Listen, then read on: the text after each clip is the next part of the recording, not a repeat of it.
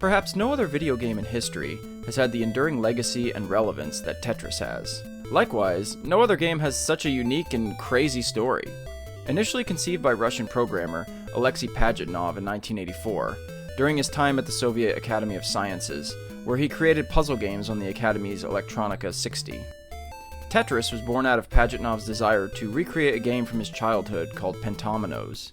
In Pentominoes, the player arranges different shapes to fit into a rectangular box without leaving any spaces. Pajitnov put his own spin on the game by having the pieces fall into rows and downsizing the amount of shapes from 12 pieces to 7, or tetronymos, another geometrically based set of polyominoes.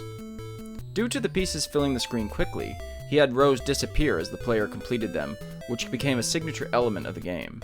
The name Tetris came from combining the term tetra, meaning four, and Pajitnov's favorite sport, tennis.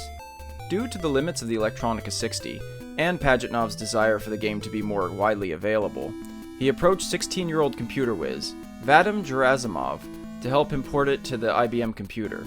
The game's addictive nature quickly spread throughout the Academy, and eventually to every Moscow institution with a computer, eventually finding its way to Hungarian studio Novotrade, where it would be discovered by a British software company, led by Robert Stein.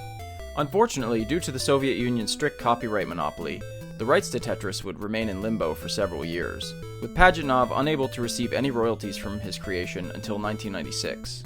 Meanwhile, a convoluted and intense scramble would ensue between three different companies to acquire the rights to Tetris from Elorg, the Soviet government's branch dealing with the export of computer software. Due to the original negotiations between Elorg and Robert Stein being murky at best, in terms of what platforms the game was legally allowed to be produced on, liberties would be taken by several different development companies who, unassumingly, produced the game on different platforms, despite the fact that the original deal between Stein and Elorg had yet to be signed. Eventually, the document would be signed. However, the rights would have to be renegotiated, as copies of Tetris were being produced on other platforms aside from the computer, unbeknownst to Elorg, who had assumed that the deal was exclusive to computers. Meanwhile, both Atari and Nintendo would pursue licensing of Tetris for home and handheld consoles after Hank Rogers of Bulletproof Software had approached Nintendo about porting it to the NES and the Game Boy after becoming hooked on the game. After some intense negotiations with Elorg between Rogers, Stein, and Kevin Maxwell of Mirrorsoft, who were looking to secure the game's rights for Atari, a deal would eventually be made between Elorg, Rogers, and Nintendo to secure official licensing of Tetris to the NES and the Game Boy. A legal battle would ensue between Nintendo and Atari, the latter whom produced thousands of cartridges of Tetris for the NES through their subsidiary branch, Tengen. The legal battle would become so heated that Maxwell, who personally knew then Soviet leader Mikhail Gorbachev, tried to persuade him to intervene on the deal between Nintendo and Elorg. The legal fight between Atari and Nintendo would eventually be awarded to Nintendo, however, and Atari was forced to cease all production and destroy their large quantity of Tetris cartridges. Tetris would ultimately become a smash hit for Nintendo on the Game Boy, being bundled with the handheld console at launch.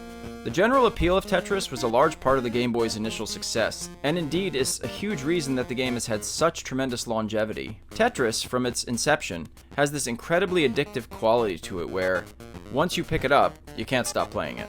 The simplicity of it makes the game very approachable for both newcomers and even casual or non-gamers. The game is incredibly well paced in that the pieces descend slowly at first, giving the player time to acclimate to the game, and practice making and completing rows by lining up blocks in different combinations. As the game goes on, the pieces fall faster, making the difficulty a gradual increase for the player.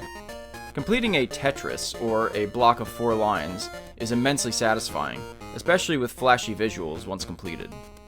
The ability to hold pieces would be added to later games, adding another element of strategy to Tetris. The infamous Tetris theme, also known as the Russian folk tune Korobaniki, was initially included on the 1988 Macintosh and Apple II GS versions of the game, and would later be rearranged by Hirokazu Tanaka for the Game Boy. Since the Game Boy, the theme has been included in every version of Tetris, and, alongside the Super Mario Bros. Theme, is one of the most recognizable video game themes of all time. Tetris has had a long, enduring legacy as one of the greatest video games of all time. It single-handedly popularized the puzzle game genre, and has been released on virtually every video game console in history, with many different ports, sequels, and spin-offs. Beyond that, it's transcended beyond gaming into the greater popular culture, and is truly one of the most lasting games in history. Perhaps all the craziness surrounding its origins and the legal battle over the rights foreshadowed the tremendous success that the game would have. There is something so basic and simple, yet thoroughly psychologically satisfying about Tetris. Maybe it, in some ways, appeals to our basic human instincts of recognizing patterns and trying to create order out of chaos. Or, it's just a really great effing game. Thanks everybody for watching. It's great to get back to these retro reviews again. There was another bit of a lull there, but I'm happy to be back doing it. Please check out my other videos if you haven't. I'll have them linked at the end here, and if you could, I'd really appreciate a like, and I'd love it if you would check out our friendly neighborhood Discord if you want to get just a little bit deeper into what this channel's all about. Till next time, everybody, peace, or I guess pieces since it's Tetris.